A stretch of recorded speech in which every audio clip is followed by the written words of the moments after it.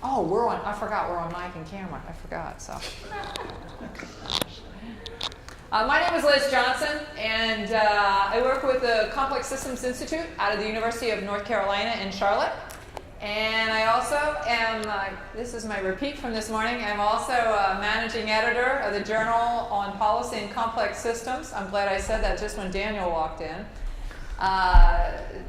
Daniel is one of the representatives from the Policy Studies organization, and he and his organization are nice enough to sponsor this event for us and provide the food and the resources to make this happen. So I think he deserves a hand. Here we go. So how did the journal come about? The journal came about is, again, as I repeated this morning, there was a poster session, and I had a poster, and someone stopped by, one of the top editors, and said, you know, you need to publish this. And long story short, I sent it to him, and he said, oh, really well written, and you know, it doesn't match. So he said, send it to my friend, and send it to them, and they said, no, it's fine, I really like it doesn't match. And so I sent it to a third, and the same thing. So we found out there was a niche for research as far as policy and complex systems. So, and we invite all of you to submit, and we invite all of you to ask questions as we go along. And first thing we're going to do is just introduce ourselves, go around the room so everybody knows who you are, where you're from, what's your research interest, and how we can be most helpful to you today. Gentleman in the back, please. Sure. I'm Avery White. I'm a second year now PhD student from Ohio State.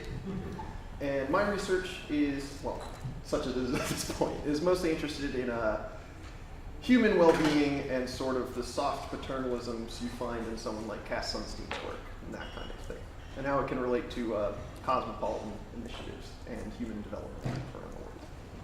So we'll look at some models on cooperation. Yep. And see if we can build off them, if they give you an idea how to build some on your own. So. That'll be great.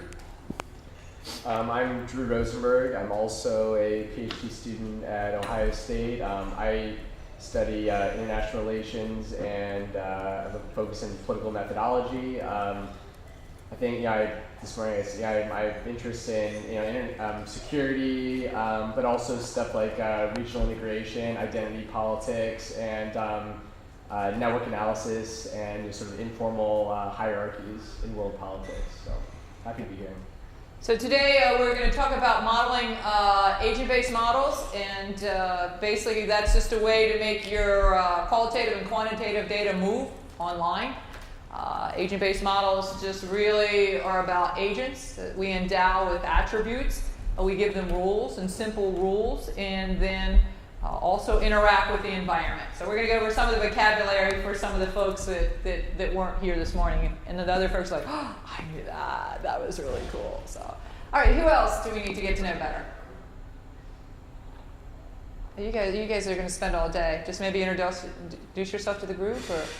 Oh, me? Yeah, whatever.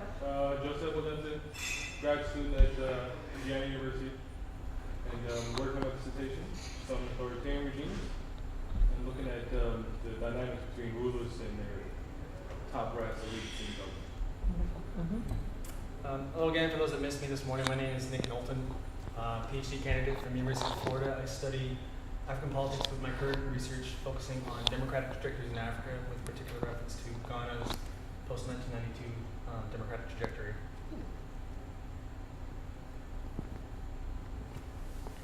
Karen Callahan, Texas Southern University. I'm former DOD, U.S. Army civilian, and stationed in Afghanistan for a few years, just returned, and my field is political communication, survey research, attitude, and persuasion. Beth Hood, I'm an associate professor at Concordia University of Montreal, and I'm trying to come up with better models to understand how populations of NGOs rise, fall, transform. And I've got one that was created by somebody else, but trying to find another way of abstracting key ideas to form a model that actually has adaptation and emergence, as opposed to having too many things programmed in. And that's the challenge, and that's what they talked about this morning, is sometimes you program exactly in. I found when you program in top-down, you get exactly what you put in, you get exactly out. So again, it's harder to get in that interactions. And that's hopefully we'll be able to figure out what's really happening at that local, at that agent level. Sergey Gretzky, Georgetown University. I'm finishing my second PhD. Your second PhD. Why would you do that? Anyway, my dissertation is on essentially the reversal of market banking sector reforms in Kazakhstan, and the kind of the politics of reversal of market-oriented reforms not just in the banking sector, that's the focus, but more broadly in Kazakhstan and why it happened. So if we're talking about a country and we're talking about reforms, who would the agents be possibly in a model for Kazakhstan? Who would the agents be? Remember, we can have any agents we want.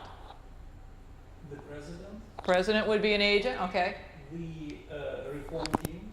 Reformed the banking sector originally. It consisted specifically of 4 people. They could be. Who succeeded each other as governors of the National Bank of Kazakhstan. How about citizens? Did they demand this, or is this something that... It was top down. It was top down, okay. Because it happened in an authoritarian setting. Okay. I'm Catherine Tyson. I'm from the University of British Columbia, but until yesterday I lived in Tokyo, Japan, studying at Waseda. Wow. And so a little bit jet lagged. I'm an undergraduate student who's coming here intending to get a PhD next September, entering a PhD program, and I'm wanting to get access to the vocabulary. I did my undergraduate thesis on trying, and not quite succeeding on modeling the Financial Stability Board and international organizations, and trying to figure out how agent-based modeling could be applied there. It wasn't quite up to my standards, so I'm trying to figure out more about complexity and agent-based modeling for my PhD next September, I hope. It takes practice, especially with the higher concepts. It takes a little bit of practice, but he's already going to have 2 PhDs. You should just use one of his, right? Okay, in the front, please. Oh, great. I'm Peter Aschenbrenner. I'm a research appointment in the history department at Purdue. Spent 4 years as a lawyer and judge in Alaska. Now I'm translating to attempting to model the behavior of 55 delegates who are going to be my agents at the federal convention. They voted 569 times, and thanks to their votes, we have 4,321 words in the Philadelphia Constitution. And so what I'm trying to do is to exploit delegate behavior in, and you're going to correct me, to me it's the information exchange, or perhaps the discrete event state that begins with the proposal going on the floor, and then approximately an hour later, the vote being taken. Okay. But that happens hundreds and hundreds of times. But I've approached this from a regression analysis point of view, but now I'm interested in building the programming so we can actually see it on the screen. So again, like we talked about this morning, you run one regression experiment. Sometimes with our agent-based model, we can run them all at one time. So if we're talking about delegates at a convention, what type of behaviors would we want to think about as far as inclusion in an ABM? Anybody can. We're all trying to help. We're just all trying to figure this out. And yours is going to be the toughest one. Remind me, we'll get back to yours and see if we can think about it a little bit later on. What type of behaviors? Well, the first most obvious is, were they there? Because not all the delegates were there at any one time. So absenteeism is an issue. Mm-hmm. Did they speak? Most of them didn't speak. Did they? Were they attracted to a preference that was offered as a strong or weak proposition? And then finally, did they stick together with delegates of a similar demographic type, such as slave owners tend to vote together? So what type of behavior we've got? We've got speaking behavior, influenced by other persuasion factors, cohesion. Party factors, if that was one, and additional to regional factors, which would be something or economic like slavery, and maybe even consider. I mean, it'd be hard to get, but maybe physical, physical interactions. You don't always see, but the body language and things like that would be other behavior. Like I might not say it, but yet, there are fist fights or things like that. The result. So. Those are just different behaviors we could include. Yes, what you're doing, which is the fun part, is to go from the historical, in which we have a very limited amount of data, which has not yet been exploited, to the possible, in which we can insert information and then see how that simulates, how that runs against what we actually know. Yeah. So you're there. I think you should be up here with me, but that's okay. You're more than welcome to share. So I could see you tripping Ben Franklin. what? I did grow up in Philadelphia. Just I wasn't alive though when he was there. Okay.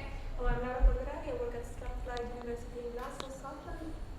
My expertise is especially European cohesion policy, which is a particularly complex policy because it is implemented under the responsibility of both the European Commission and the Member States and in a multi-level setting, so it involves different types of agents that behave differently in different countries.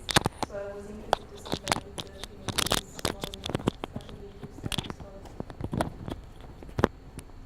Let's get to Scotland for a minute, if that's okay.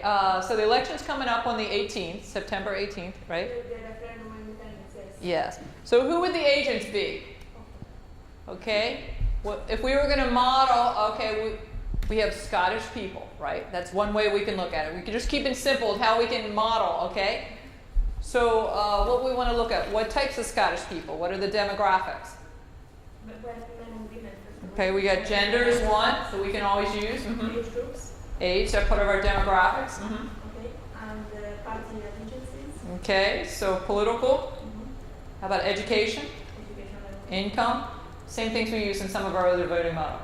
All right, so what would be, this is a little bit unique, okay, in the fact that maybe all situations are unique. So what behaviors, what would be something a little bit different that we'd want to look at? In the referendum. Just if you were going to simulate it, what was important, if we wanted to predict what was going to happen, or forecast, or get an idea, or have a greater understanding.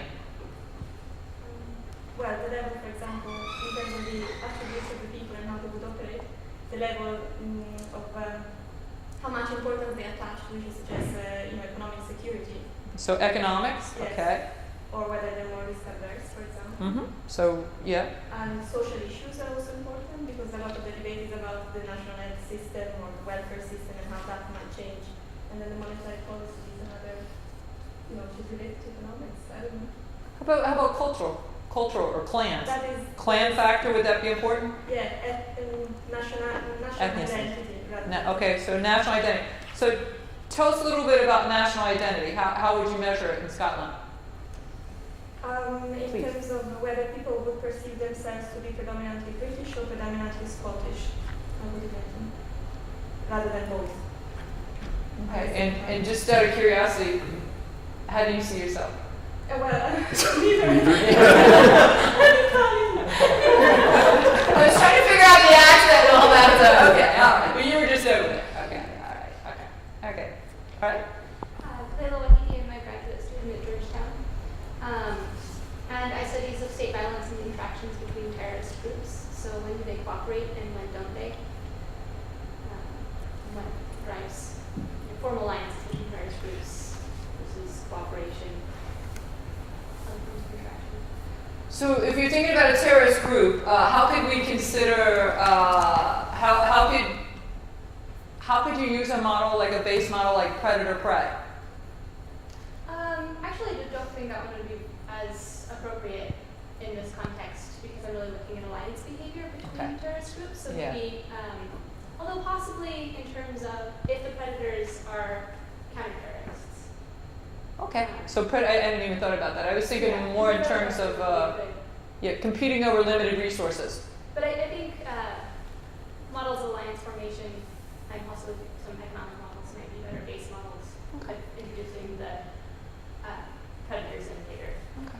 But again, one way to think about it, and you're an expert in IR, and I realize that I threw, and I know there's affiliation models and things like that. I mean, I realize that, but maybe think of things in an ecosystem. That might be another way to model it based on your background. What happens when resources get too low or too high, and does that affect one group and it does impact on another group? Okay, just another way to look at it. Could I ask? Yeah.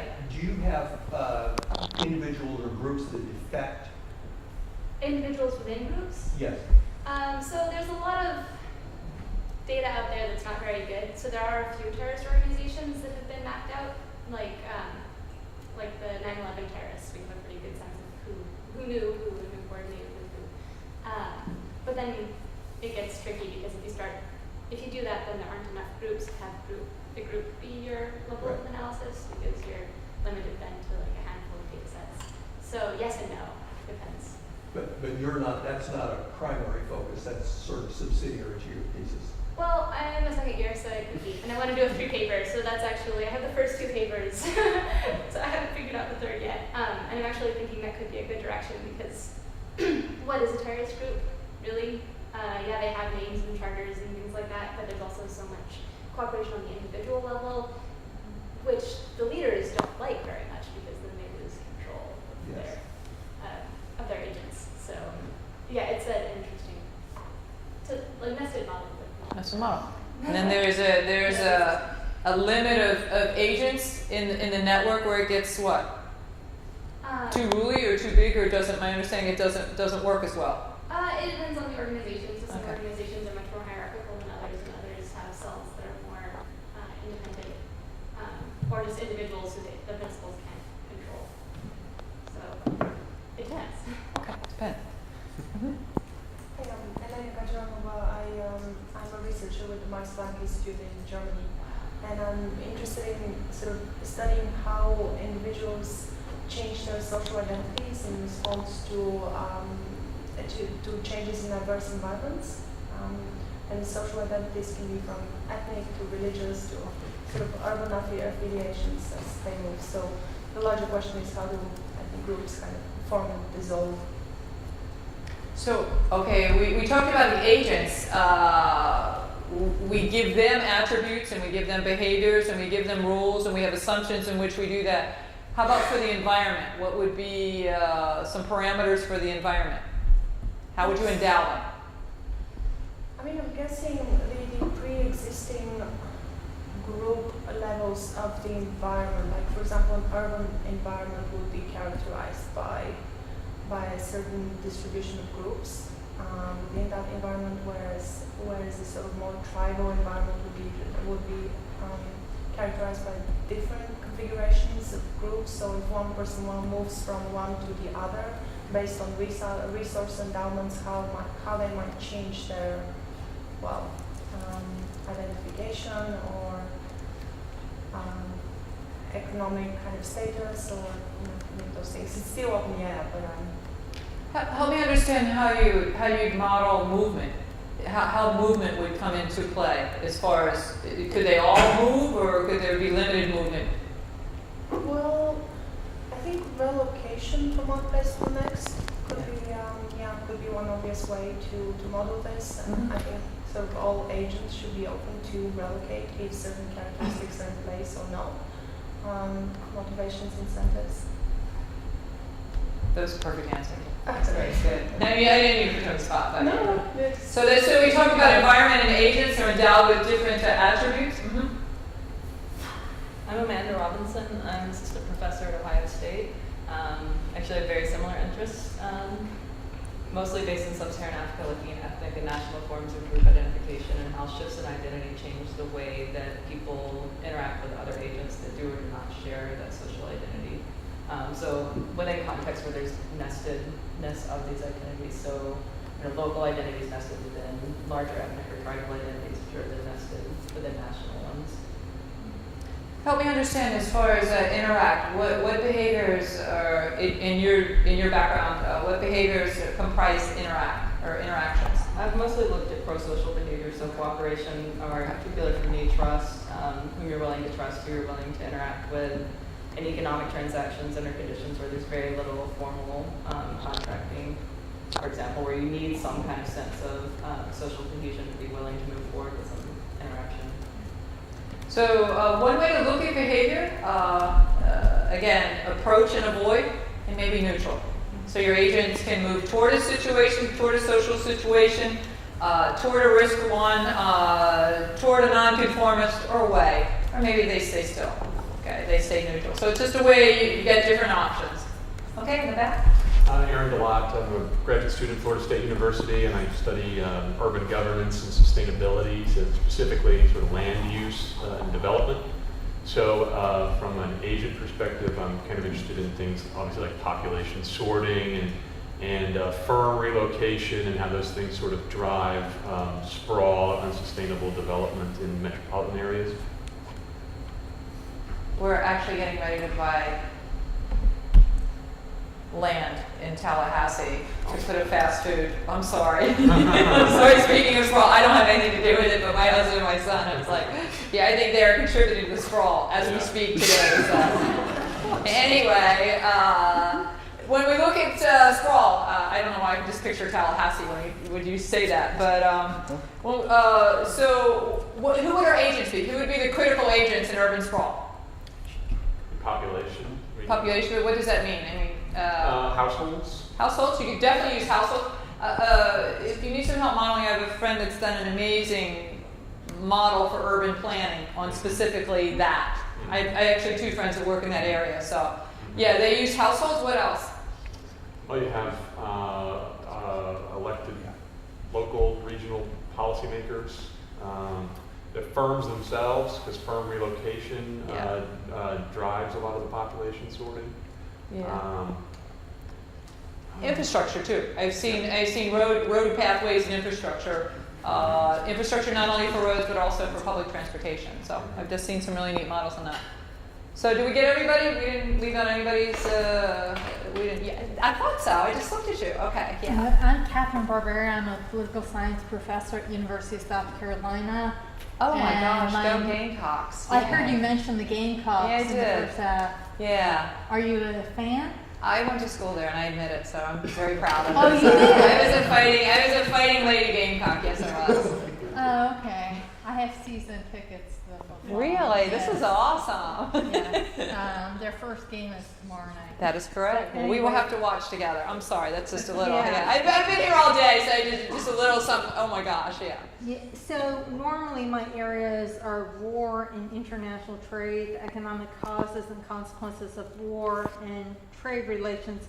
But for the past few years, I've been working on a project to assess the effectiveness of the military's policy doctrine called money as a weapon system, where they were trying to use economic incentives and bribes to win over the population in Afghanistan, Iraq, and countering the counterinsurgency programs were introduced really after some of the programs that were part of money as a weapon system. So money as a weapon system became a central component of COIN, but some of the programs actually existed before COIN was implemented. But this idea of money as a weapon system was a central feature. So I'm looking at whether money as a weapon system was effective for reducing violence and also stimulating economic growth. Those were 2 of the goals of the Bush administration in Iraq and Afghanistan. And so I have to control for troop presence and use of violence, which is another military tactic. But the military was in charge of reconstruction and development and controlled most of the money. So they actually had different programs to attract foreign direct investment and other things. So I'm looking at all of those economic incentive programs to buy alliances, to vacate the Sons of Iraq insurgent groups, for example, under these programs, under money as a weapon system. So that sounds like a pretty complicated model, if just off the top of my head. Yeah, just hearing.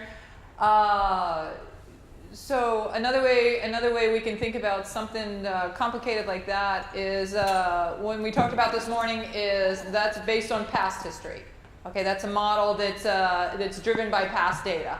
Right. Okay, exactly. so past policy, which is a little bit different than one. We could do one on present policy. You can change the model instead of what was. You can say maybe what should be. That's a model. Once say you came up with a model, you could say, hey, we know this now. From now on, model it should be like this. You could add some norms to it. If you say you got your model and then you just developed it further. So we went from the past and we can maybe move it to the future. Oh, okay. So just a different context, just a different purpose and a different question. Okay. Hi. I'm sorry, I was looking. You're fine. No, fine. Yeah.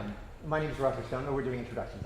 Yeah, we are. My name is Roger Stoneman. I teach at the University of California in Santa Cruz, and my work in the past has been about post-communist economic elites. And I've done some network analysis on the development of firm networks and elite networks in post-communist countries, and have generally been and continue to be interested in the way that firms and business elites, together with political actors, choose the economic institutions that they prefer. So how it is they want to structure the market in order to secure advantages for themselves. Okay, so say for example, if we took, I don't know that much about your research, but just saying what you just told me, he works in networks, so we could use the information from the networks to talk about strong ties or weak ties. And it might even have a number to it. It might have a measure. You know, how heavy the data can tell you how closely. You and I talked 72 times, you and I talked once. Our link is heavier, and you can put some math to it, make it balanced and weight it out to make some sense. So. Okay, so that gives you kind of a general overview today. My understanding is everybody's at different levels. Any advanced programmers in here? We're going to go really basic, okay? Your biggest treat is going to be here. He's coming a little bit later, and Bill Rand is, again, like one of the top people in the world. He's wrote the first textbook with Yuri Lewinsky on who developed NetLogo, and he's going to be here this afternoon. So you want to save all those questions for him, and we'll just go over some of the basics and see how we can incorporate some of that. Is that all right with everybody? Make sense a little bit? So how many of you had NetLogo loaded down? Most of you, you can see a NetLogo program. Everybody's got NetLogo. So what's possible in programming simulations? We heard the different variables, and we've seen, at least this morning, we saw different types of models. So let's see if we can look, everybody pull up your NetLogo. Here we go. Pull up NetLogo, and we'll go through it nice and basic. So usually when you pull it up, it'll come up empty. So what you want to do, some of the basics of NetLogo, it's usually a pretty easy software, an easy program to negotiate around. There's a really good guidebook. You come up and you see the interface first. Okay, that's just the model. This is all the interface on the screen. You look at information, what it is, how it works, how to use it, things to notice, things to try. Extending the model, that's what we talked about, maybe having one model extending it. And NetLogo features, related models, predators, and references. So that's the part, if you're going to develop your own models, you would add that part right there. And then when you go to procedures, that's where you would have your program. And that's the magical part, the programming. So when you come up to File, you got New, Open, and Models Library. So we want to look at the Models Library. We're going to look at different types of models. So we're going to hit Biology. There we go. And right now, we're just going to visually see what's possible in some of the different models. So here we won't go over the details of it. We're just going to see kind of like we're like an art class. So the AIDS model, some of us saw this morning. Can everybody negotiate and get there? If so, great. If I'm going too fast, let me know. I work with undergraduates, and I tend to like to move them very quickly. So yeah, they like to be herded like cattle. They like to move them. So, all right. So if you look at this, is called a slider. Eventually, you'll be able to do those this afternoon. And so we just move the slider across. This is how many people. So that's one of our parameters. It's built in the program. We can't have any more than 500. We can't have any less than 30. Okay. If you wanted to model it different, you could model it 1,000, 1 to 1,000, whatever works on your parameters. Hello, how are you? So what we want to do, the infection rate has been modeled in there, the initial infection rate, and somebody want to tell me what that is? 2.67% of the total population. So for example, for Ebola, what was the infection rate at one point? Anybody know? If you're going to do it, say if you're going to build a model on Ebola, you're trying to do health policy, health prevention, or epidemiology. Pretty much everybody got it, didn't they? So what, high 90s maybe? I don't know the exact numbers, but so if you're going to model the Ebola model, you might be able to use some of this and model it a little bit higher, right? Again, just trying to think how we can translate that information, use some of the coding that's already in here. So average coupling tendency, if we want to find out about the model right here, we really don't know what average coupling is. So we got to read through this. And simulates the AIDS virus as sexually transmitted through a small isolated population. So we're looking at the effects of certain sexual practices across the population. The model examines emergent effects of 4 aspects of sexual behavior. It controls the population's tendency to practice abstinence, the amount of time average people couple in the population will stay together, their tendency to use condoms, and let's see, and to get tested for HIV. So, and it tells we can go all the way through this and get all that information about it. So we're just going through the short and down and dirty, and here's the code right here. So we start, and remember it says sliders, turtles are agents, that's how they're represented in that logo. And these are your procedures. And again, just set in the code. So different colors, different procedures. And this is, so we'll go back to interface. So everybody set up setup. So every time you start your model, you always want to clear all or hit setup. Anybody know why? Because you're not restarting the model. Yeah, something might already be on there. Yeah, you just want to start from 0. And if you look, it also resets. Here's our graph down here. It resets our graph down here. So, for example, depending on what issue, like say, so for example, if we were going to do, we'll do the AIDS in a minute. Who has AIDS? Who doesn't? Who's positive? Who's negative? But say we wanted to do Ebola. You know, we might have a graph of who's infected, who's not infected. Maybe we have medical workers. Maybe we have missionaries. So we could delineate that out and we could program it into the model. Make sense a little bit? Making a little bit more specific. So we've got setup, and we just leave it the way it is. Everybody hit your setup button and then hit your go button. And what happens? Oh, it's moving so fast. So what's happening on the chart? Or your output graph? Things are a bit flat, aren't they? So we hit go again. Everybody following this? Everybody kind of doing this along? So let's see. Let's move couple and tendency. Let's move it up as high as we can. Let's move this down. And let's not use condoms. So let's just...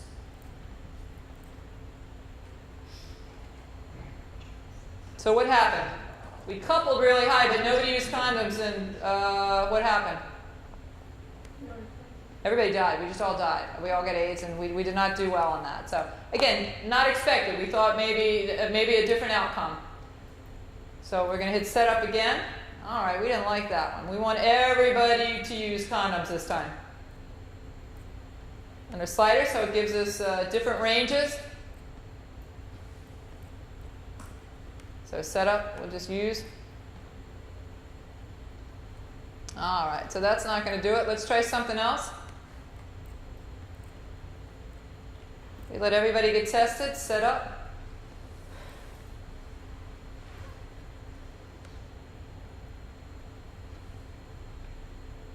So everybody's coupling a lot, and they're getting tested a lot, and what happens?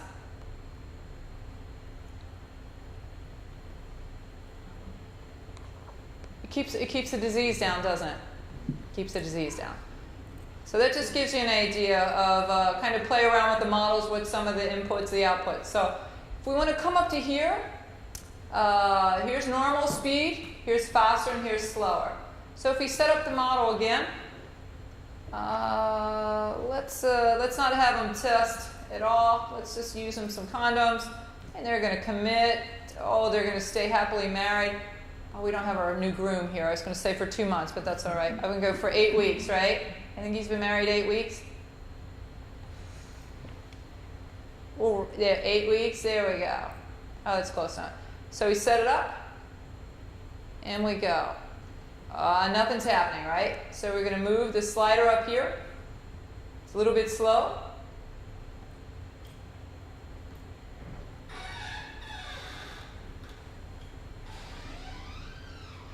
And you can see it just slows down from back and across. So you've got a chance to move with the slider. You know, a really good question. Do you want to ask your question now about time? How we represent time in models? Yes. I was stuck on why my infection always said 2.67. But that's the initial starting point. That's what we programmed into it initially. But you programmed it. I didn't program it. Yeah, this would mean, yeah. When they developed this model, they programmed 2.67 in the beginning. Okay. Okay. That's the default. But you can change it. If you want to go into this model, if we went into the code, we could change it right now. And change it different. See how simple it is? So we know how to change the numbers. Okay, your question on time. You asked about how do we represent time on iterations. Yeah, I want to see, let's take an hour. I want to see where everybody is at, 5 minutes, 10 minutes. So what's that, 12 cross sections? Can you give me 12? 3? Okay, time in models. You have each tick or each iteration. So we could stop each one. So here we could go set up, we could go, or we could slow it down a lot slower. You can do it on ticks right here. Yep. Okay, so we could just keep go. We could just super slow it down and see what happens.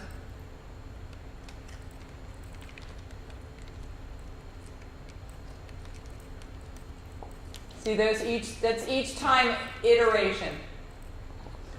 So that time, now we're going continuous. So anybody have any ideas how time can be represented? You can do it in actual time. You can do it like every tick can be a year. Every tick can be a minute, can be an hour. Or time isn't important to your model. Okay. Does that make sense? You have the different option on the different scale. Whatever time matters for you is that scale. And time can be a little bit tricky. Okay. I showed a model this morning. I blew through it really quick on nanotechnology, but mine showed year to year, and it showed how many years it would take to extend human life. Yeah, the rich people got all the resources. They got all the nanotechnology resources. They got smarter. They moved faster. Some of the poor people, they got a little bit. They got to live a little bit longer, but at least on this model, I think they lived about 560 years, okay, to extend human life. And they think eventually you will be able to extend it to 1,000. So probably not in my lifetime. So again, that time was used to show something very specific. So just on a base model. So we got the net logo AIDS model. Makes sense? Everybody can negotiate around that. So let's look at some different models when we come down. Ants. What did we learn about ants this morning? Anybody remember? Pheromones. Yeah. They leave, ants are, again, self-organizing. And again, we'll use some of the vocabulary if you weren't here this morning. Ants don't have cell phones. I just had the ant guy come to my house and he said, can I bring a video? This is the most ants I have ever seen, ever. It was like by the house, he goes, this is so cool. He started calling all his friends. It was so bad, He just kept going, I've never seen this many. There must be billions of ants in there. I'm like, the bill's going to be high, but that's another story. So I've got a lot of ants. How did they all get there? This is the rotten tree trunk, okay? So there are billions of ants. They all get there. They left each other a message, not by texting, but pheromones, okay? And they move efficiently toward that. So when we look at this model, again, some of these are not as hard sciences you're used to. Some of these maybe are for biology. But again, how can we be as efficient as ants? So we've got our setup. Everybody knows. How many ants do we want to have? We don't want billions like my house. Let's start off, I don't know, it's just everybody doing the sliders set up? Yeah. All right. So let's find out what's this about, okay? Food. It's all about food source. The leader ant moves toward the food along a random path. Why would we prefer to use random? How does randomness help us? in a model. I can either program it in, I can say the ant's going to do this, that, and that, but then I'm top down, aren't I? I'm top down. If I'm random, what am I more like? Real life. Things are random, right? Things are just random, is one theory. So randomness, if you can build that into your model. So how you would do that? When, let's say we have an agent, we have the demographics of our agent, we know all about that agent, and then how would that agent move? Randomly. My agents move to the nanotechnology factories, they just move kind of randomly. If they had an interest, they bought it. If they didn't, they moved around. They just randomly, like the real world. Based on some decisions, you give them attributes and why and how and what their purpose is in the model. So we've got these wonderful ants. All right, even though the leader may take a circuitous path toward the food, what's going to happen to the ant trail? Oh, here we go. We just gave the end of the movie, didn't we? So we set up. Everybody got the ant and the food trail, right? We've got that big piece of food going there, so we set up. Oh, there they go.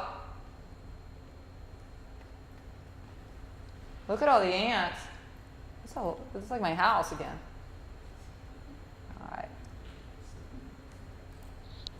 So what happened? Let's see again. So we'll set up. Let's change it again. Oh, let's do 1,000 ants. So if you wanted to, 1,000 could represent maybe you just like a logarithm, right? You could say each 1,000 ants represents 1 billion ants on the tree trunk in front of my house, okay? So you can scale up the numbers, okay? Maybe you don't have the computer capacity to have billions and billions, but or millions and millions, so you can use the thousands to represent millions. Does that make sense? On the math, so yeah. Mm-hmm. How do you change the number? I have a maximum here of 200 for population. Of so ants? How do you get a different? We must be on we're on NetLogo ant lines. There's a couple. There's 2 ant ones. Yeah, there's 2 ant ones. Yeah. Okay. It's okay. They're you didn't even know there were 2 ant models when you got up this morning, did you? Right. And for some of you we talked about this morning, there's a whole cadre of researchers that can really talk about ants a lot and ant behavior. And they have their own conferences, and I always said one, I don't know if they had picnics, but I didn't say that, so here we go. So we're going to set up. Here we go. We're going to go. Let's slow it down a little bit, see what happens. Oh, these ants, what's happening? There they go.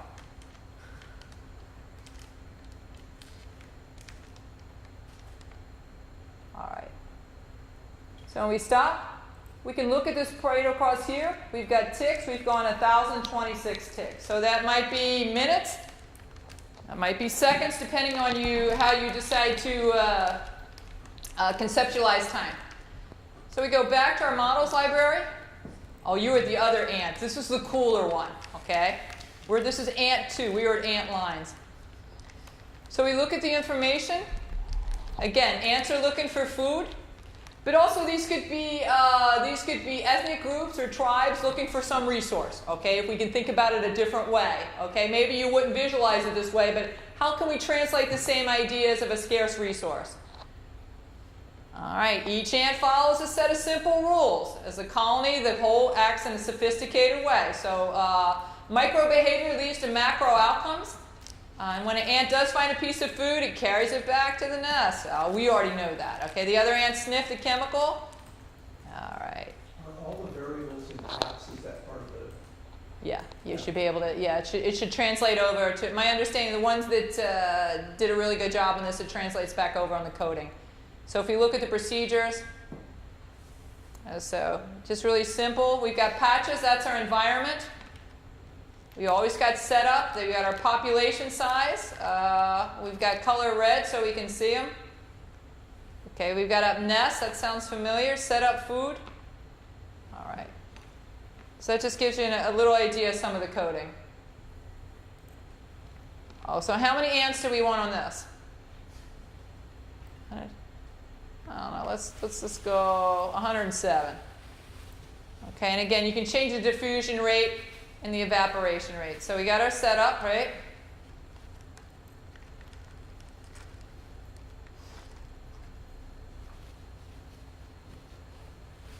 and there's no food left. And the ants are all in the front of my house. And the Terminix guy is like, this is the best we're ever going to do. Okay, so they've got them shaped like ants. You might want to change yours a little bit differently. All right. So let's look at evolution. We come down to fireflies just to give you a different idea of a different model. Again, we're just looking visually at them. Everybody at fireflies?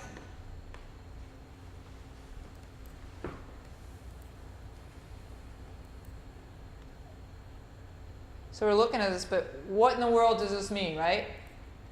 So when we come to information, it's going to come up to synchronizing, okay, when they're flashing and their interactions between the individual fireflies.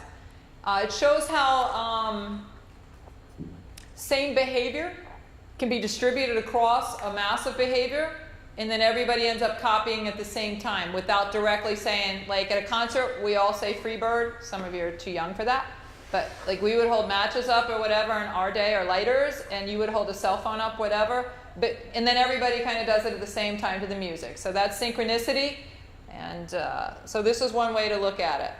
So let's see. We set up cycle length. So that would be like they all have to vote at the same time. Yeah, and we're just going to watch what happens. We want to show the, let's just, so we give it a little time. So it looks almost like what, a blinking light?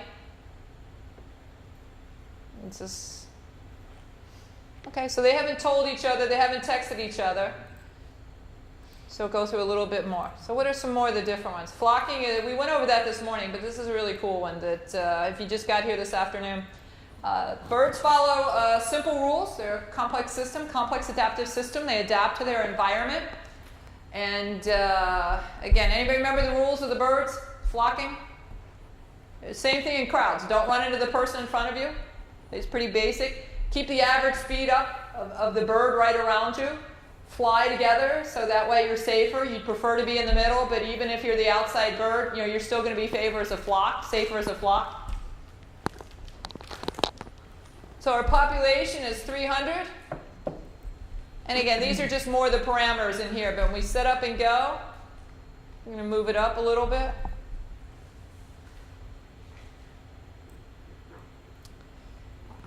So if you were going to analyze this, what are you seeing now? We took our agents, they're little triangles of their birds, and what do you see now? Pattern. Yeah, exactly. See a pattern. So if you had an output graph, maybe you might want to measure more advanced, say if this was migration of people or ethnic groups.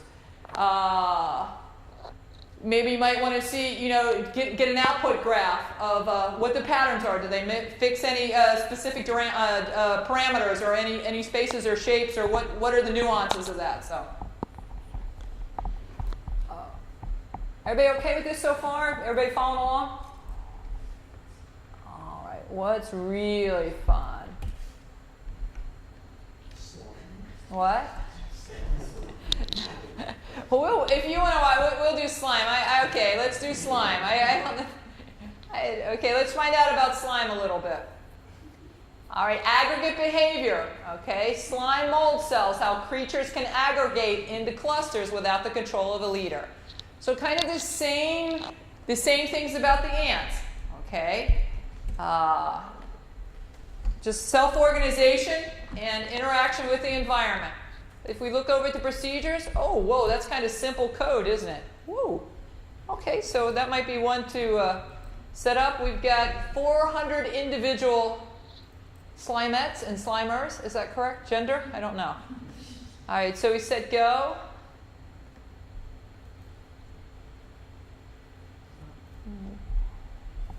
So also similar if you've seen like a spread of a virus, okay? Not the spread of a virus, but how virus attracts different pieces. So, all right. So again, going through these a little bit more. Virus. Virus can be used for not only epidemiology, but policy diffusion, idea diffusion. Say you have a new idea of rebellion. through a country. It can diffuse through just like a virus. It's one way to think about it. The bad side supposedly is a virus. The upside is a new idea. You can use for innovation anything where ideas spread, okay, from one to the other. Another way to look at it is definitely through networks. And we'll look at some networks, who the strongest node is, and who has the most capacity to influence. So that's what we want to identify. So in some obesity research I did years back with an amazing team up at MIT, what we found out was, now it's common knowledge, but if we had one choice and one person to get in high school, the person we get was that peer leader of the group. Even if they were obese or not, we were going to have the best results disseminating information or giving them information, positive messages about health and body image. We were going to do it through that opinion leader. Okay, so that was the research that we came out. So that node, okay, that was going to have our biggest impact. And so again, from a policy implication, we want to see how we can develop policy that might capitalize on that. In this particular diffusion model, can you set the type of attractor that you have? I don't know in this one specifically, but you can do that in the models. I know you can do that. That's just a different level of sophistication. These are a little more simple. Remember, these are not always policy levels. What I'm doing is taking biology models and physics models, and I'm throwing the concepts of policy onto them. Okay, so yours might look different a little bit. You can build these up, but the same general idea. Okay, information is moving along a system or a network. So we got 130 people. All right, let's find out a little bit about it. It's a virus in a human population. The survival of viruses, okay, came out of Journal of Epidemiology. 150, 10 are infected. People move randomly about the world in one state. One is healthy but susceptible. One is sick and infectious, and one is healthy, immune, and gray. So why you pick that colors, I don't know, but so here's our chart down here. So here we go.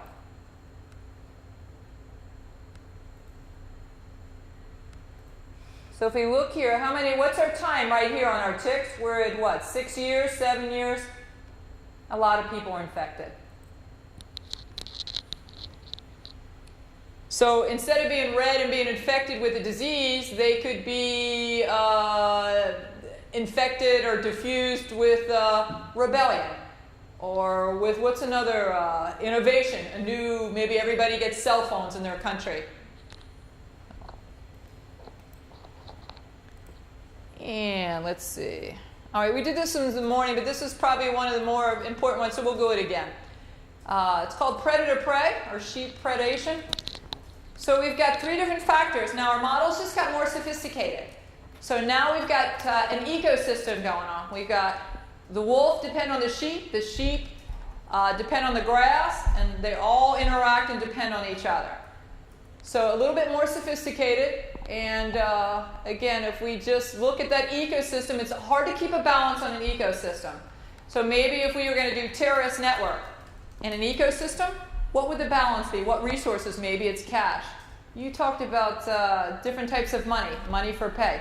Right. Yeah, so maybe that's your ecosystem. That's what fuels and keeps that. But maybe if the money gets too high, maybe some of the terrorist groups break off and move into other groups. Maybe if the money gets too low. So there's, I would never use the word equilibrium because I'm not sure how much equilibrium exists in the world, but maybe more of a balance. Okay. Makes sense a little bit how we're translating these back over. So everybody on this one, set up, go. And I just think the sheep are gorgeous on this. I think they're so cute. Yeah. So we set up and go, and what do we see? Oh my gosh! It's like the White Walkers in Game of Thrones took over, right? We're all sheep. So, okay, our ecosystem's out of balance. So how would this be helpful? If you did have the data behind it, let's take a policy situation.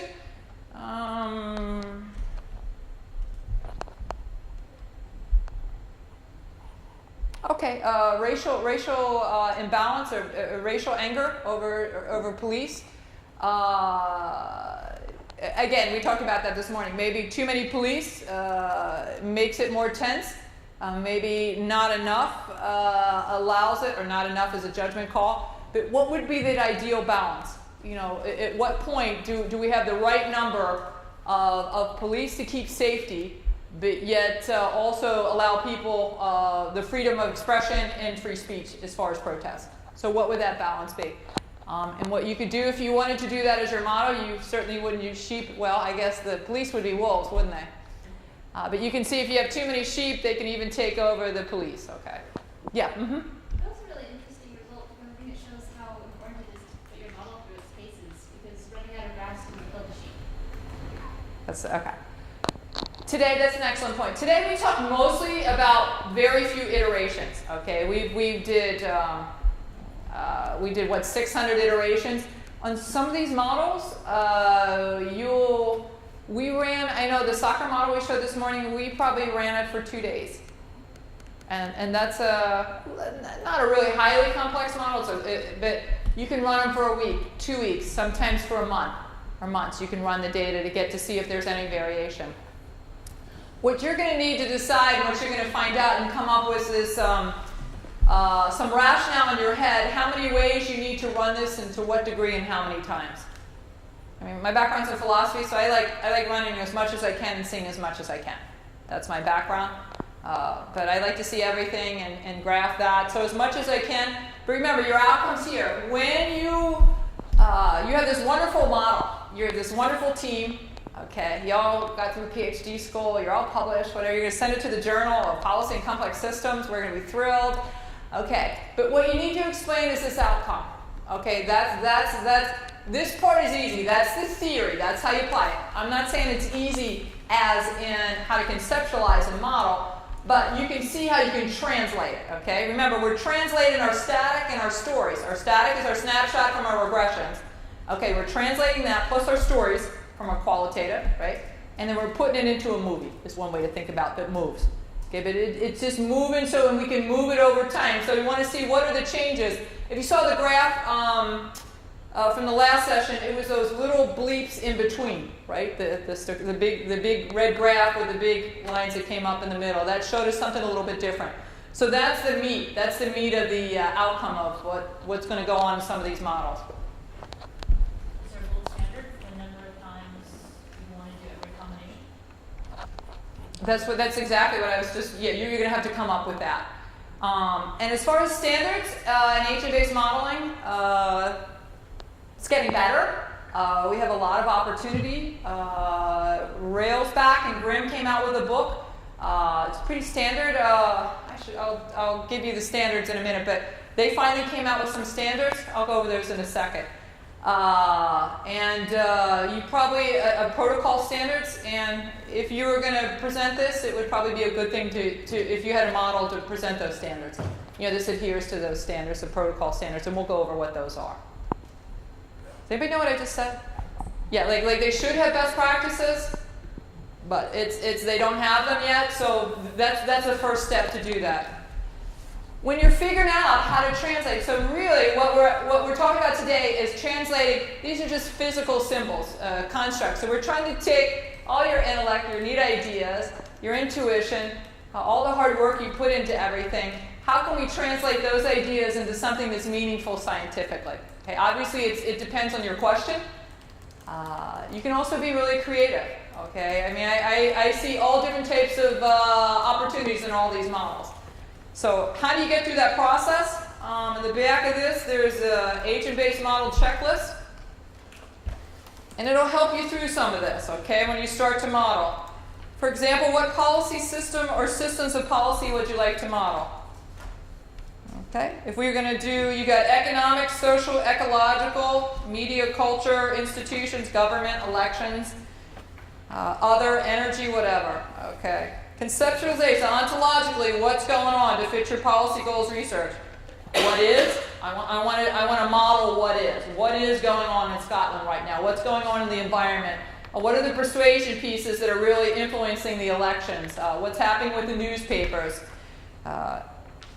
So what could be? What would happen if I really wanted Scotland to be independent? What would I do? How could I influence? Given the data that I know is what happened, how many more people could I add on the force going door to door?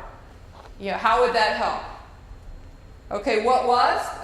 Trying to get a better idea of political conventions. So we've got one of our researchers definitely looking at what was. What should be if we add our values? What would be an example of adding values?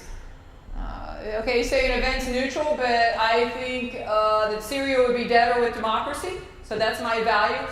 How could I run a model that would give me some support or understanding that Syria is a democracy that would do better, maybe in an economic context? All right. So different types of policy. We talked about past, current, future, futuristic. When we conceptualize, different ways to conceptualize. Some of you might need to, again, it's like your own policy lab.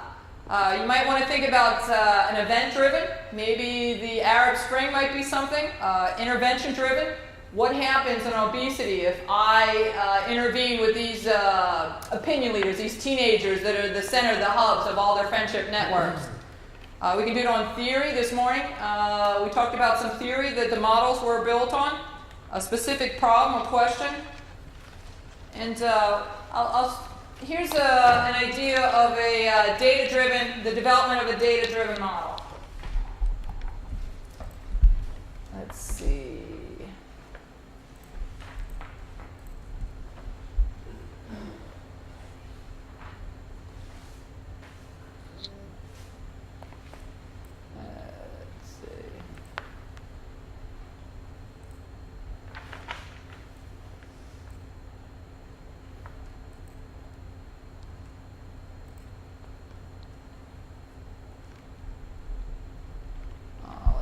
Go back. So what's our research problem? The achievement gap. So you've got the emotional side at the agent level. Children are languishing all over classrooms. My dissertation chair told me to put that in there, so that's exactly why it's there. It was at the front, okay?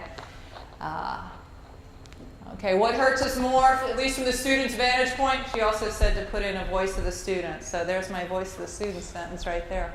What hurts us more is that you teach us less. Okay. Also, another reason looking at middle school math. What happens at the classroom at the agent level? Developmental middle schools lose a lot of interest. They just get bored. They shut off. And then very limited research with precise, timely student-level data. In fact, there's very rare with the achievement gap that there is student-level data. I was absolutely shocked about that. So we're always talking about student averages, but very hard to get that data. So the gap problem at the macro level, it depends what your perspective, your context is. Okay? I mean, if you may be coming from the Department of Education, you can say it's funding, we've got to get a handle of this, but basically, we just really have failed at the achievement gap for what? Since the 1960s, since the Coleman report. That's pretty factual. We either failed or haven't succeeded yet.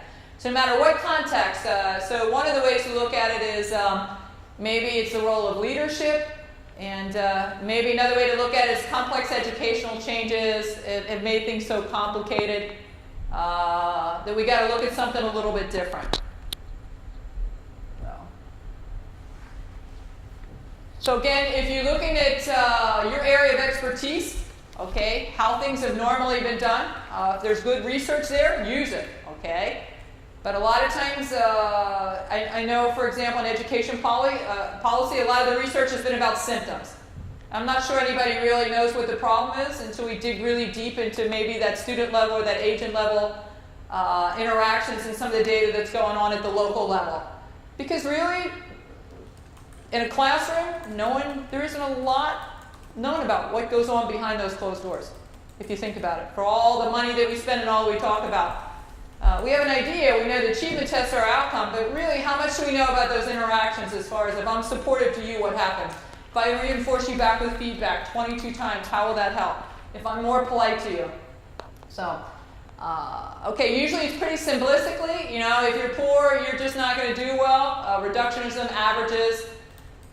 You know, again, aggregate data ignores agent level interactions and some linear methodologies for nonlinear. So when you put it all together, so this is what my model will be based on. Everybody's like, ah! Okay. Top slide we saw this morning, that's just what complexity is. Okay, we've got these agents, they're all connected somehow in a network, or there's some reason that they're connected to each other. They live in this environment, information in and out. Okay? There's a conceptual framework for policy. Okay, policy links from the federal policy all the way down to the school and all the way to the classroom. When you include that, you've also got to be able to account, or my thinking is it's good to be able to account for simple systems, complex systems, complicated, and chaotic systems. So this type of methodology can do that. And then it just gets so convoluted from there, doesn't it? It's a lot of connections. It's a lot of networks. So a lot of gaps in the literature. We're going to look at classroom climate.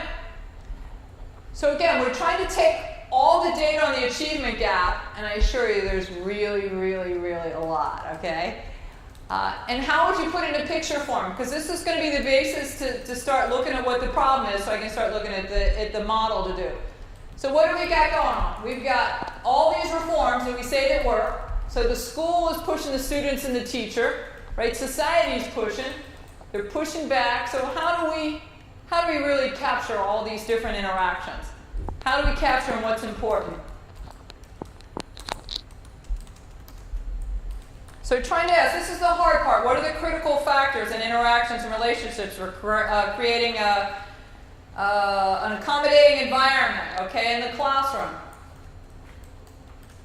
So very simple, trying to get at what are teacher and student interaction patterns. We'll just use charter schools and how they impact achievement. What are the experiences? How does varying teacher support behaviors impact?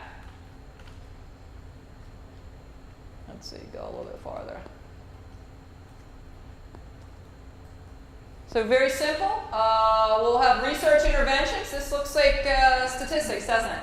Before and after, right? We've got control group. We've got qualitative, quantitative, and then we're going to guide some of the teachers to be extra supportive. So how does that end up? So we put it into our data for an agent-based model. We start with observations. We turn that into numbers. Okay, we start with surveys. Here's just a survey. We turn that into numbers. Okay, we take those numbers, we take that data as much as we can, we run it against our regressions. Our outcome is going to be an achievement score. That makes sense. Then we move it over to phase 3. We've got that, how those observations, how we can translate that into a network. What type of network, what type of interactions. One classroom, I know I saw one classroom, at least I'm doing a pre-model for it from Ghana. One of the greatest teaching sessions I've ever seen. Just tons of interactions all the time, back and forth, back and forth. So do you understand that? Do you get that? How can I do a better job? So you can imagine that's a positive classroom environment and some good things are happening. But very few are like that. So we can take that network data, and that's going to do our assumptions and our rules when we come into the agent-based model. And so then what we'll do is we'll just analyze the overall results. Does that make sense, everybody? A little bit? Okay? So those are just the different phases. It's just a different way to look at it. If, in fact, has anybody used Gephi before for network analysis? Tell us about Gephi, please. Well, I used it once, and I didn't get very far because it was well, I don't know if I had the right, basically, data for it, but I tried it, basically. It was a while ago, so I recognize what it is, and I knew that you can use it, especially if you have very large data sets. Yeah. And basically my research has to do with the effect of social media and protest movements. Oh, wonderful. Okay. So one of the things I wanted to know is like, what is the upper limit, basically, that you can do? Because the paper I'm going to present tomorrow has to do with the protests in Ukraine. And basically, what I want to do is I want to look specifically at, and this is, use of Twitter and Facebook. Yeah. So you're talking millions and millions of hits. So we're talking like very like big data. Big data? Okay, so ask me the question a different way. Specifically, yeah. Well, I wanted to know essentially what is there an upper limit on terms of, for example, an agent-based model, if I wanted to try to basically look at this, for example, where's the next, protest going to happen, or since what happened in Ukraine, could it happen in another place? And if it is, what are the conditions that you're going to need to have in order for that to happen? Is what's happening in Ukraine going to happen in Venezuela? Is it? Okay. Really timely, relevant, really good research question. As far as the limits on the upside on the computer, it just depends what program you use and what computer. I know the Afghanistan model that we talked about this morning, they had government computers that they ran for a couple months with the data, is my understanding. Ours is a little bit limited on NetLogo. I don't know the upper side, it depends, but usually you can pretty much get into thousands, is my understanding. I don't know what the upper end, you can ask that this afternoon. Okay, exactly on NetLogo, I don't really know. So. And here, if you look at Gephi, G-E-P-H-I, it'll help you with maybe some of your, if you're doing any network analysis, but it'll give you real-time visualization, and we'll look at some networks on NetLogo too. There are your layout algorithms. You can see what's going on. There's kind of a northern hemisphere and a southern hemisphere on that. There's some of the charts. It looks like we saw this morning. So it'll give you like different details, and again on real time. So it's a pretty amazing software. It's free. It doesn't cost anything, which is always good. Yeah. I mean, there's a number of them. And I actually have the different softwares a little bit later. But if you've got one that you think's good, let us know. I mean, it just depends for what your purpose, what you're using it for. That just shows what happens with a model. Okay, we got a research question. We collected the data. We simulated it. We got the model.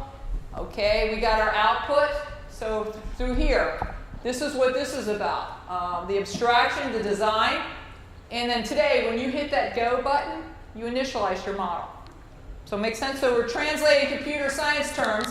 And when you're in a group with people, they'll use these terms. Okay? So just a different way to look at it. And if we break it down another way, what do? We talked about all the data at the top. Right? So we start with our data. We build our model. What builds that? Theories, hypothesis, our research question. All right, so there's our ABM. We initialize the model. We simulate. We observe all the results. We go through post-processing. Did we do a good job operationalizing? Did we really get the assumptions right, the simple rules, the agent attributes? And we had a slide on that this morning that I probably blew through pretty quickly. But again, just kind of repeating iterations. Did I do enough good job? And then what's my analysis on it? And the analysis is the most fun part. It's really fun the first time you get agents to move, I promise you. Like the first time your program and it moves, you're absolutely thrilled. I killed out the human species so many times on my nanotechnology model. I just started to get depressed. I just kept killing off the entire species. So what are my expected outcomes? There has to be a reason that I'm going through all this work. I think we'll get nuanced, rich details. Strength and weaknesses of the connections, we'll be able to see that. We'll probably higher level support is going to contribute to something good. More detail on classroom private climate's not been done before. These two tools, as my understanding, hasn't been done, at least in this way. Better understanding of self-organization, what happens in the classroom. I think probably, again, like I said this morning, education is characterized by the power law. What do I mean by that? A few good teachers in the system, okay? And what happens, instead of those few good teachers pulling the whole system along, they only push their class along. So the whole system doesn't benefit from a really good teacher. That's the power law. It's hard to get those good, great teachers. So here we go. So it just gives you an idea, a little bit what they just applied in the real world. So let's see what else we got.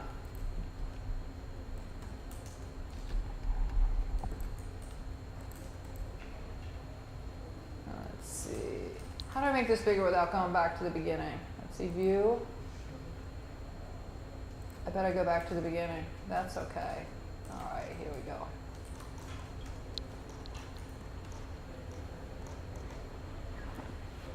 That was this morning, really fast, okay? If you wanted to know what you missed.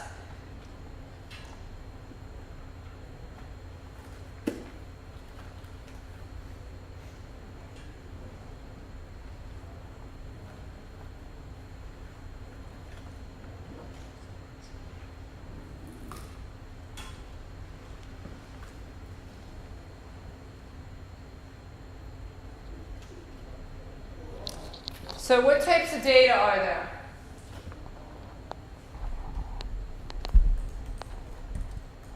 What types of data sets are you working with? Or are you just kind of thinking about work? Mm-hmm. No, I mean, there could be different ones. For example, you can work with the tweets, for example. You can work with those. You can work with survey data. You can work with qualitative data. You do a whole bunch of interviews, and then you can look for patterns, and then from that you can, code them, and then you can use that as data. It's kind of unlimited what you can use, okay? It's unlimited on the different types of data. How about the limits on data and how we translate it over? Again, if we can pretty simplify it down to our analytical or regression, or if we can get some of that qualitative data down to numbers, we can add that in. But it can also help you tell the story about the qualitative data. If it's not all broken down, can help you tell a different part of the story. It can help you with some of the assumptions. What are the benefits of programming? Okay, there's two schools of thought on this. One, you can work really, really hard and you have an enormous amount of aptitude on programming. You get really, really good at it. That's one strategy. That is not my strategy. The other strategy is you get really, really good at being friends with people that are really, really good at programming, and then you work in a team with them. And that's my strategy, and that works really well for me. And again, I know this morning we talked about working in different research teams as far as actually in international IR, and I've seen a number of models at conferences with physicists. Again, they're building these models, okay? The microbiology, all these people from the different fields, the economists, they are building models on policy. Except what? They don't have our background, okay? They don't have our theory. They don't have I saw one model by a computer scientist. It was a really good model, and it was about emotions, dealing with in a social context of change and without the details. So it's dealing with emotions, had all the emotions, and it was missing fear. So one of my masters is in counseling. That's not a really good model to me, if you leave out one of the base emotions. So that's what we can add. That's what we can add. But I just happen to believe there are all these wonderful human beings that are computer scientists that can code. They're just waiting to get asked. That's just my perspective. Yours may be different. Another thing is maybe talk to some joint programs in your university. I know Michael Gibble, you can just walk over to the computer department and talk to the dean or somebody over there and say, can we start a partnership? Can we work on this? Can we get a grant? I know of a lot of really good relationships that are working out the two together. Okay, the mysteries of programming. Has anyone never programmed anything before? It's okay, yeah, okay. So we'll go through some of the really basic. All of you have programmed something? What languages? What? R? Python. Python's fun, isn't it? Yeah, Python's fun. Okay. MATLAB is hard. It's harder, right? It's a lot like Python. Okay. Actually, it's easier because a lot of the math is built in, so you don't have to build as much from scratch. Okay. All right. So anyone can learn to. Oh, those are people that you can't see the picture. They're people with hoods on, and they have a Mac computer there, and they've got the stuff going on. So actually, this is a quote: "Programming is a skill is like pole vaulting." Okay. Whatever. All right, so programming objectives. Again, what we're going to do, we've talked about the vocabulary and the terms today. We've repeated them a lot, but we put them in different situations and different contexts, so maybe it's a little bit easier to hear. You got some of the basics and the concepts, the methods and processes. Really, if you can, you're part of a team, you really want to find out not to be annoying to your programmers.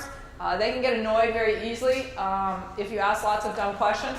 So I have learned not to ask lots of dumb questions. How I've done that, one of the ways I don't ask lots of dumb questions, when I go in, I go through this checklist. Now, this isn't a perfect checklist by any means, but it's certainly a start at it, and we'll keep on developing it. But if I have everything, if you go through some of this, okay, what are your agent types? What kinds and why? They'll want to know, why did you pick this agent and not that type? Individual, groups, institutions. We talked about geographical areas with somebody's research this morning. Do agents get replaced? What does that mean? Do they birth? Are they born? Do they die? Are they reproductive? Are they asexual? You'll see a number of models may be asexual because gender maybe just isn't a factor and doesn't model. Do they mutate or is there recombination? Okay, what is the best scale for agent types? Maybe individual household, maybe a combination, maybe a country. And we talked about the attributes, right? The different demographics of our agents. What are their incentives, motivation, and goals? It might be economic, personal, religious. Okay, what is an agent's community size? Are there any limits on the population?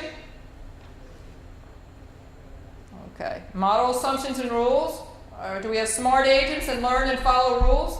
Or do we have ants that are dumb agents that just follow rules? You may think humans follow into both of those categories. Bounded rationality by agents who optimize their welfare or their utility. We heard about that in the presentation this morning. What are the kind of rules that agents can follow? Simple, fixed, very sophisticated, adaptive. Those are different types of rules. Or it might be a combination. Trust me, to get your first model to work, simple rules are really awesome. And then you read the results, see what you get, and then maybe you add a little more sophistication to the rules as you go along. What kind of actions or behaviors can each agent take? What are the types of movement? Again, we talked about approach, avoid, do nothing. You can move one patch at a time, randomly, stationary, or jump on the patches. Where can agents move and why? What is a visual radius? Okay, this is some of the vocabulary when you build on your model this afternoon. What's a visual radius agents can see for the programming? So can they see one patch, two patches, 6 ahead, 6 behind? So those are all the really intricate decisions you're going to have to come up in the rationale. What is the pace of agent movements? They all move at the same pace or vary?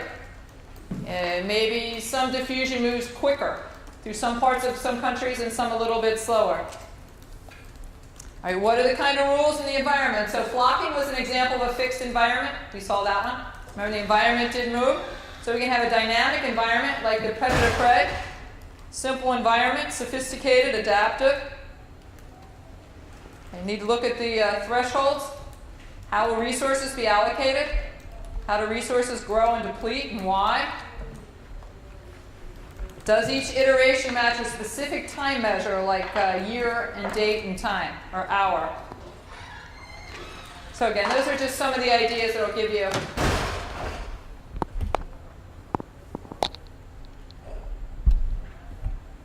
Okay. What is programming? Just at the base level, it's just identifying what to program to do and step by step. It's just you're taking control and telling the computer what you do. Basically, you're problem solving. You're coding whether you're doing an experiment or whether you're doing it for a living. You're solving a problem. Okay, just to go really simply, they're object and programming, and why are they important? They make use of recode easy.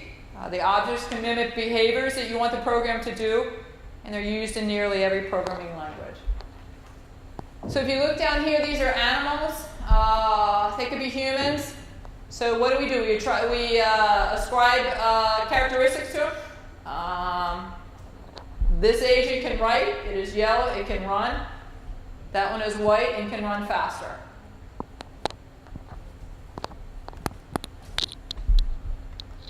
So object-oriented programming is, again, just objects as data structures. You got to give classes and instances. Again, there's a way through the computer that it saves the code. And again, NetLogo, Java, C++, and there's some other ones. Object can share code. So we can reuse the same code through the program. We don't have to write it every single time. Make sense? So we can, like this agent does this every single time, or when it does, it influences or impacts on another agent. So 3 parts to every program. You get the sequential instructions from top to bottom. Start. And if we looked over at our NetLogo, we'd start instruction 1, instruction 2, and end the program.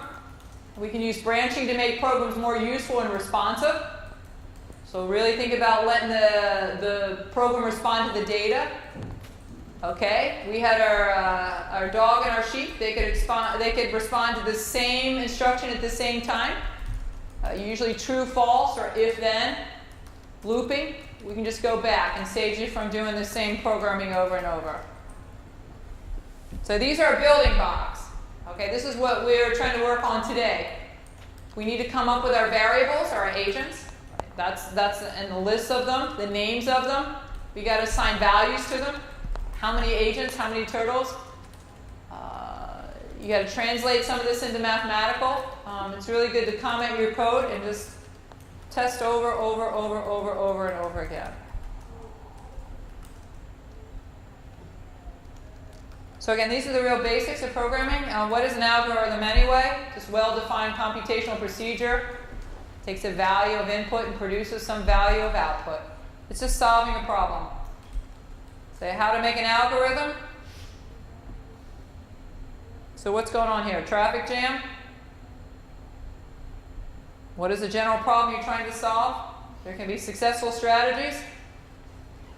Guess and check. Look for a pattern.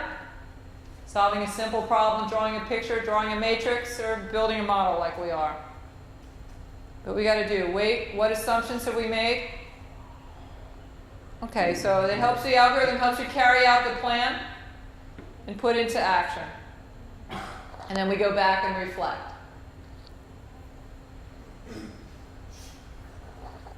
So star logo, we're going to look at that. Let's see. Star logo, well, it's a cousin of net logo.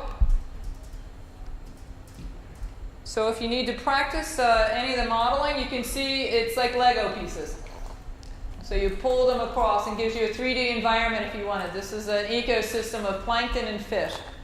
If you want to learn some of the tutorials in Star Logo are very easy. You pull the Lego blocks over and you connect them. It's really pretty easy. It's start to initialize and you'll understand some of the concepts and you can go through them. I know there's an epidemiology model in there that's a lot of fun. An ecosystem one. Well, I've done this one before, which is kind of fun. So this is what it looks like. So you pull, just in this, you pull setup and run. You pull the color over to here and then you attach. And then everything shows up in the screen over there. There's your space over there. And then you'll be able to hit the buttons and it's moved. So again, Net Logo won't have the colors in the same way in the Lego blocks, but this is just a different way to look at it. Is it sold off of Scratch? Yeah. Is it from the Media Lab? I don't know if it is, but I know it's related to Scratch, but I don't know how. And Scratch is fun, isn't it? Yeah, that's a really. Do you want to explain about Scratch and programming, because it's really a fun one to learn? Yeah, so Scratch is a programming language built for kids, and it's just got the little blocks, so it can start teaching kids algorithmic thinking. JavaScript has something similar out now too, which is cool because I'm actually learning JavaScript, which is useful later. But yeah, you can do all sorts of stuff with Scratch. It's really fun. I've made video things and games and animations and things like that. So. I have like a Yapper Kid version too, so I don't know if it's into beta yet. But. It's cool. We'll have to talk about it. That's cool. So it just gives you an idea. You've got 2D space or 3D space. All right, just swap views. Different ways. Also a Net Logo. These are just more colorful. You can move your research space around. Okay. If you need to, just like Net Logo, there's a way you can pick out your breeds and create a shape. And again, pretty simple. You just hit setup, clear everything. You pull those over. All right. And then everything shows up in your spaceland to the right. Your different breeds. And you just start pulling them over. What does your first breed do? What does your second breed do? You pull in the numbers. So this is a nice visual, easy way to see programming. So then eventually we've got these breeds that we created, these agents, whatever they represent, maybe police, maybe citizens, and then we start pulling forward. What do we want them to do? We want them to move forward, and then you put the number 10. So again, this is just a visual way to look if you're going to program it from scratch, no pun intended, what it would look like. So you've got just different ways to look at the logic, different ways to make it pretty. So if you want your agents to win, what happens is, yeah. Mm-hmm. I have just a basic general question. Please, I yeah. don't know whether to ask now, but please. When we talk about having a data set yes. for our study, what we do here, are we essentially summarizing the data that we have. So let's say we have a certain amount of people for each group, different demographics. Are we taking that information and inputting it into this program, or actually using our original data set?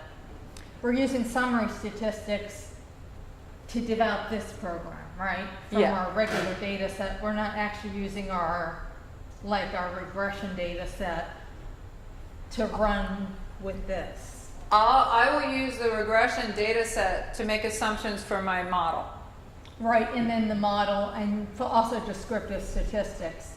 Yes, I will use those the data to substantiate my model. Okay, okay, and then there has to be a rationale what the problem is, decides on what data I use to substantiate, and then how much of that data I use. Okay, I just wanted to be does sure. That make sense a little bit? We talked about using data sets and data limits. You're still just summarizing the data that you might have for your study. I mean, when you get to this programming stage, right? Yeah.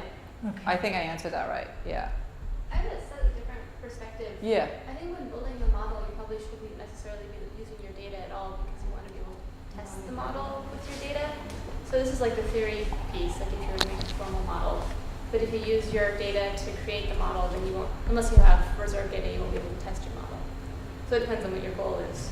But if your goal is to illuminate something about the mechanisms, then say, here are the mechanisms that I think should go in, and then afterwards see if they are represented, if they represent the world.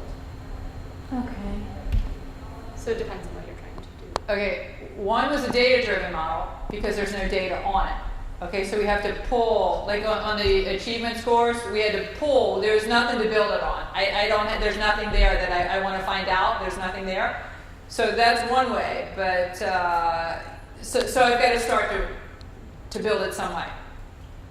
So there's different, and if you have a hypothesis, that's a very different, or a theory, that's a very different model that you would build. Okay. Is that clear? Are we clear on that? Yeah. I was just going to say, should we think about this sort of like in a Bayesian context where we have essentially an analysis that takes place, there are parameters that are estimated, and then that becomes our prior, and then we use that to update our model. In this case, though, we are sort of updating it and relaxing assumptions and imposing new rules in a simulation. But in that way, we're not cheating by feeding in data in advance, but there is prior estimation that takes place before new estimation, right? So. It's really eloquently said. Yeah. Okay, I just want to. Well, we're just trying to translate, and we all use different language a little bit differently. So we just want to take what you just said or what we did in our research, and it depends on the situation. But for example, so you have a theory model, and you like it, and it works.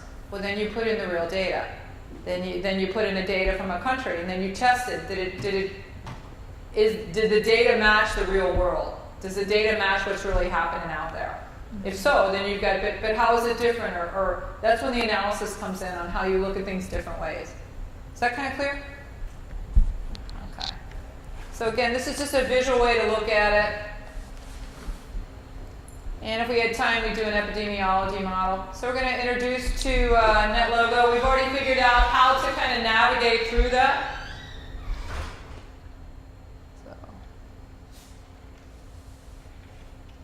So what's available? So everybody, let's go how to navigate. So we know how to hit file. We've been to the models library.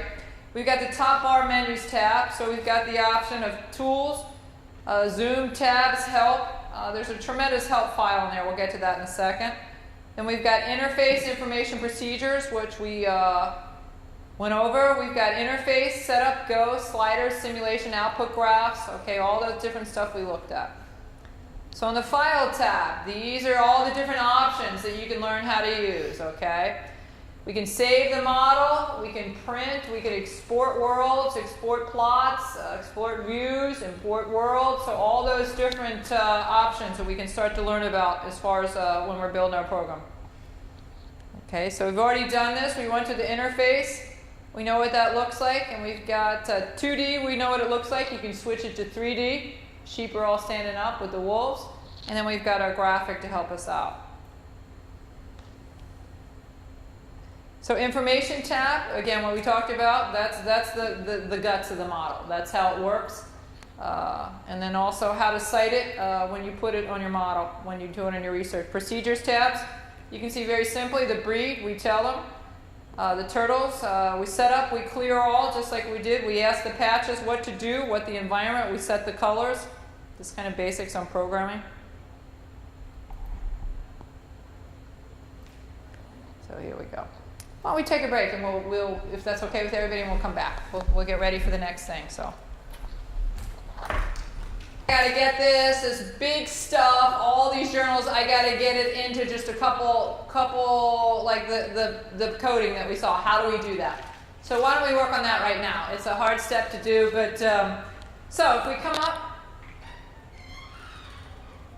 so these are, where are 2 groups? 2 groups? What issues do you want to work on? Just pick 2 and then we'll break into 2 groups. Please. Middle East unrest. Middle East unrest. You're the chair of that one right here.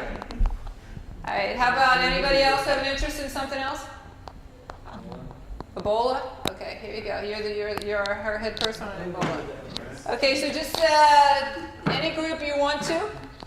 You can self-organize. That's right. Whichever way you want. Yeah. I'm going to give you the. We're going to go through. All right, we're breaking into groups right now. We're trying to practice how to translate to get ready to program. And when Bill comes, what we'll be able to do is maybe program some of these. So it's going to take you a while, but you're going to go through in each card and see if you can figure out what approach. If you need a book or something in the back, let me know. If you got that checklist to help you out. You're the only Ebola person? Oh, thank you. Sure. Oh, she's great. I'll be in your Ebola group. Well, why don't we introduce ourselves first of all? Does everybody have a guidebook to help you maybe with some of the checklists? You got one? Good. Okay. Karen. So, Nice to meet you. Yeah, originally from Belarus.